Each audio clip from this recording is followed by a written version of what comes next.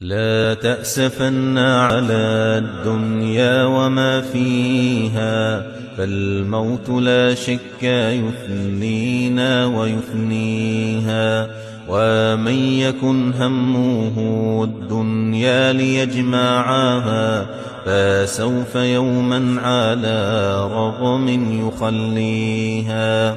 لا تشبع النفس من دنيا تجميعها، وبلغة من قوام العيش تكفيها.